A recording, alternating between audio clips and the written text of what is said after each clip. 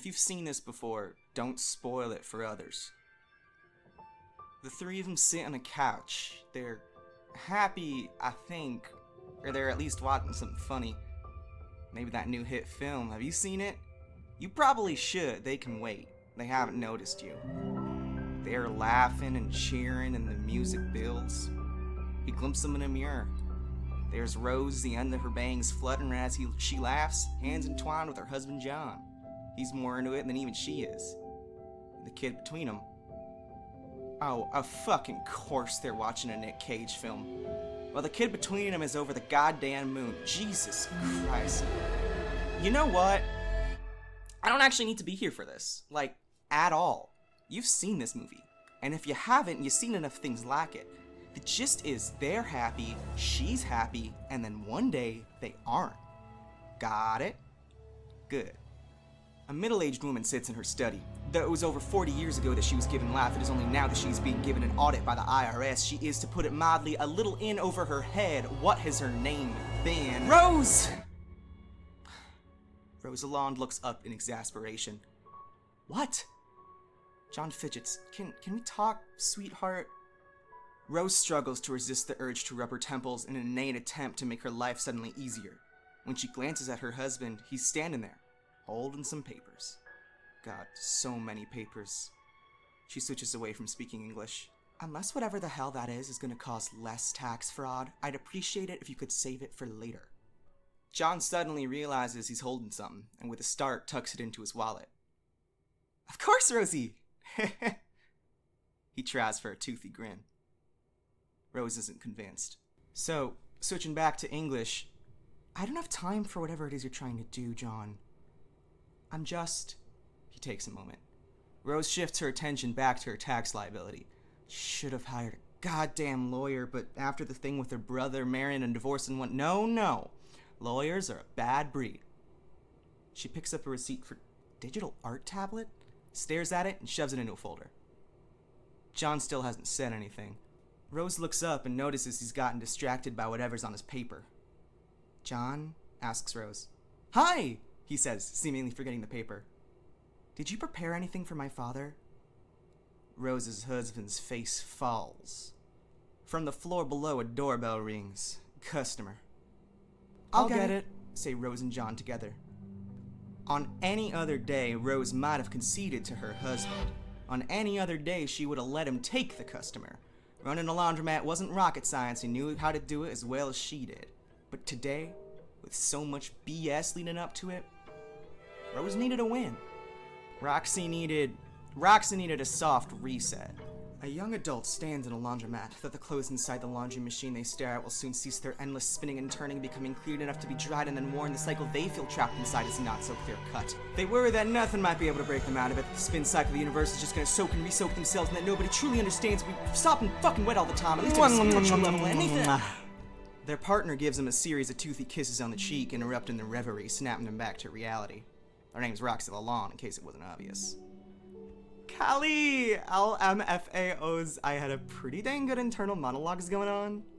Oh? You have to tell me all about it. I mean, if I'm being honest, it was kind of derivative, LMAO. Glad you snapped me out of it. If there's anything I'm good at, it is kissing you to break silly introspection cycles. And you're also good at agreeing to watch my granddad. That too. I'm very excited to meet this Lord English of yours. Lol, don't call him that to his face. Mr. Lalonde, then. Oh. Calliope.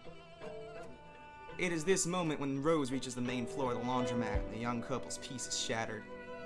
I didn't expect you to see you so soon. You'll have to excuse me. It's okay, Mrs. Lalonde. Mom, remember I told you Callie'd help with Granddad Flintstones? Okay, I'll be right back. Rose pushes past the couple towards the customer-facing part of the hall, and Roxy and Callie share a look. Roxy rolls their eyes and follows their mother. Hey, Mom, Roxy, this really isn't a good time. I'm about to help a customer. Okay, but when is a good time? Sweetheart, literally any other day. If it was any day but today, I would kill to have a long discussion with you about all the nuances of your relationship and what parts I do and do not approve of. Okay, I literally haven't said almost anything and you're already bringing up Callie. That's what this is gonna be about, isn't it? Don't try and deflect. I hate it when you do that. Ugh. You're a bit of a control freak, Mom. Is that meant to be a problem? The mother-child duo walked past a laundry machine with googly eyes and a string with cutout foam, presumably meant to resemble buck teeth stuck onto it. With a practiced and frustrated ease, Rose plucks the googly eyes off, yanking the string unstuck as well. Your father's been getting creative, I see. I don't know, you always get so heated about these things. I don't always get heated. There is a time and there is a place. I love your father's childish antics, but only to a point, and only to a certain tolerance level of customer-facing. Speaking of customer-facing, Rose slides into the booth at the front of the store and Roxy reluctantly follows inside. The customer at the desk is distracted, thumb idly scrolling through her phone. Hello, Miss... hello. My apologies for being distracted. I am here to pick up some shirts. Yes, one moment, Miss Miriam. Do you have your ticket on you? Kana Miriam procures a stub of paper, passing over the desk, and Rose scrutinizes it before stuffing it in her pocket. The elder Lalonde marches through the laundromat, and Roxy follows her. Okay, so if we're gonna get on topic, I just want to say that I'm not asking for a lot. Everyone's asking for a lot. That's the thing. On the subject, do you see Kanaya's laundry? No, and also that's not on the subject. I know you don't like Callie. I just wanted to get official word on the subject that they'll be allowed to come to the New Year's thing tonight. New Year's thing. Bag. Roxy, if your father moved it, I swear. A figure slinks up to the pair. Rosie, I gotta tell you something. My 20 got eaten by the machine again. Rose takes this opportunity to grab a nearby broom, banging it into a vent. John, come downstairs! On my way! Rose makes an attempt to brush past Gamzee, reaching another bag of laundry, checking the number on the tag. That perfume reminds me of a friend of mine. A little false man I used to have. Probably doesn't remember me, though. It's been too long. I bet. Actually, Mr. Makara, this is a good time to ask, are you coming to the party tonight? Wouldn't miss a Lalonde New Year's for the world. Rose gives Gamzee one more vacant smile and turns to head upstairs. Roxy follows, huffing with frustration. Mom, Callie means a lot to me, and I would feel shitty excluding them for the sake of one old dude. Hello? Once they're in the main apartment, Rose looks around before her eyes catch a bag stuffed above a shelf. Found it! She hefts the bag in her hands and flips it around. John, you... Rose groans and removes the plastic stickers from the bag. Told your father no more googly eyes, and he puts them on anyway. Talking to a brick wall. Mom, for a goddamn second, can you listen to me? I am listening. I'm listening all the time. Is Callie allowed to come, or is Lord English gonna get all weird about them? I told you not to call your grandfather that. He lost his property. And you're changing the subject. I've never liked this Callie girl. I've never been secretive about it. Why are you always trying to hurt me by bringing it up? They're not a girl. Oh, Mom, yes, now's the time to stop. Middle-aged man stands in a laundromat. There was only 30 years ago that he was given a name. It is only to how you're now that he is being possessed by its alternate self. And hurtful that you make me want to explain this to you. Oh shit! He's already on the goddamn move. Oh fuck! Mom, you're overthinking this. God damn, he just captcha-logged something. Pronouns. What the hell? Just pronouns? Honestly, Roxy, how naive can you be? Nice landing, Jegbert. Think of your father. Fuck. Who cares? Look at him. Standing there, singing some stupid song with a customer. Do you think he's okay with this? I think he gets some things a lot more than you do, Mom. I don't have time for this. Rose makes her way downstairs, Miriam laundry in hand, and runs into her husband. Rose, Gamzee has such a good voice. Oh, I bet. Come on, Miss Lalonde. We got a perfect film noir two-person quartet going on. I'm a member of the midnight crew. Roxy brushes past the duetters, who Rose hardly notices. Instead, her attention is drawn towards a screen at the back of the room. It was some old serialized drama Rose used to watch, Midnight Crew. The tales of four daring rapscallions that lay claim to the underworld as their own, fighting the evil Lord English for power, property, and pride. Watching those funny little fellows on the TV threaten extreme violence to each other and to the inside of their base, Rose feels an old passion reignite. She should be out there. It was like nothing mattered more. Rose wanted to be the nocturnal sleuth for good by wielding evil, the mysterious mage who could bend reality to her will if it meant she'd go home with a prize at the end. In this moment, she could almost envision it, a world where she never settled down, where her battles are more fire and brimstone rather than domestic and bitter, where things were meaningful. For the first time in a long time, a smile began to grace Rose's face. Make her a member of the midnight crew! And just like that, the illusion is shattered, and Kana Miriam's literal laundry weighs heavy in her hands again. Rose shakes her head, attempting to reconnect to the real world around her. John and Gamzee are hugging it out, and Roxy is... No, it's just unfortunate that this is a symbolism-rife conflict now. Like, I want to give an ultimatum, but it's so stupid because I literally don't even know if she paid attention to it. Rox. No, like, for fucking real. Why do we care what L.E. thinks? He's just some fucking guy. Like, worst fucking case, he come to the party and he freaks the fuck out and we leave. He writes me out of the goddamn will. Life goes on. I guess he's got any fucking value to the family outside of goddamn genetic material. Roxy, careful what you say. Callie, I love you, but I am so sick of watching my goddamn tongue. I'm just so hyped for Ellie's goddamn bones to evaporate so my mom can't fucking excuse her true scumminess behind Roxy! him. Behind you. Mom. I was joking. Honey, apologize to your mother, please. This might be a bad time, but I was counting up my mother trucking change, and it came up $10 short. Mr. Makara, I'm so sorry. We'll get you the rest of that change ASAP. Rose? Sorry, John, can you give this to Kanaya? She hands him the laundry and turns to face her daughter. Roxy, we need to talk.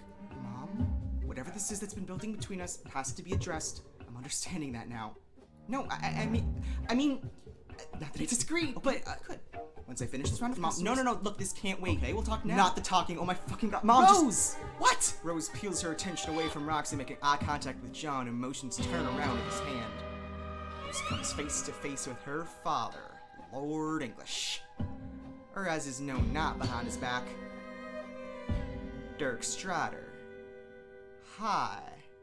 Don't worry, that isn't me. At least not the me that you know. For starters, this one's like old and shit. Rose, says Dirk. You left me upstairs. Don't tell me you expected where to find out where you keep your shit. I didn't expect you to be up, Dad, says Rose.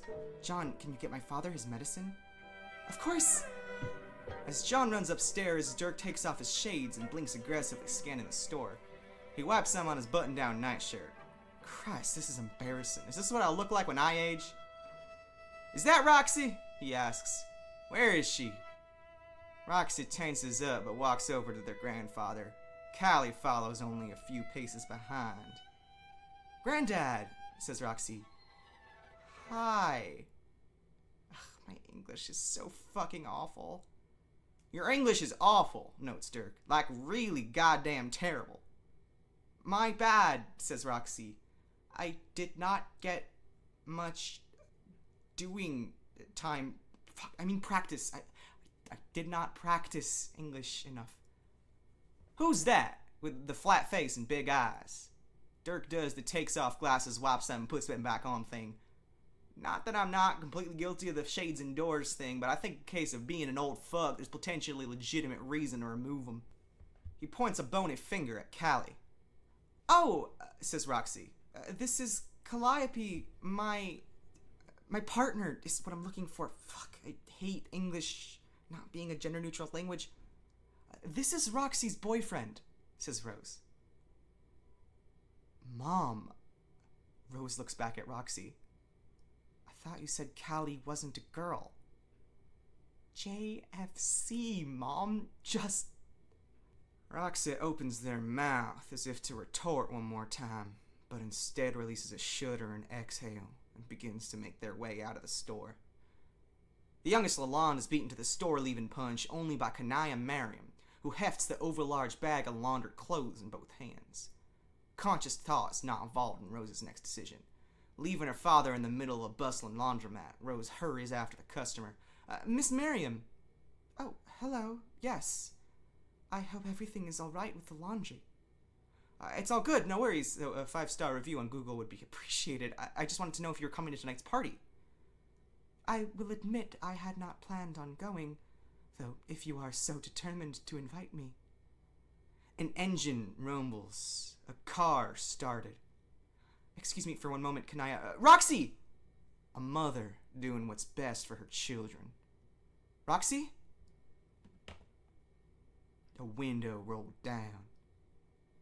What? A gap in conversation. Just too long. Make sure to make some more normal friends. I hope you know what I mean by that. I think that I do. A gear shifted into drive. An engine chugging and coughing. A car disappearing into the distance. A mother unsure of what she's done is best for her children. Rose in a parking lot feeling like the world's biggest idiot without knowing what to do to solve it. Rose walking her father back upstairs wondering how things got to be this way, how they lost everything so fast. Rose sitting at her desk reading paper after paper trying to have form and subform separate in order to not blur into an unreadable mess of monospace type. Rose who had so much ambition. Rose who didn't want to be the world's worst stay-at-home mom. Rose who tried, who really did try, goddammit. Rose whose husband asks her a question. Rose, he says, what's on your mind?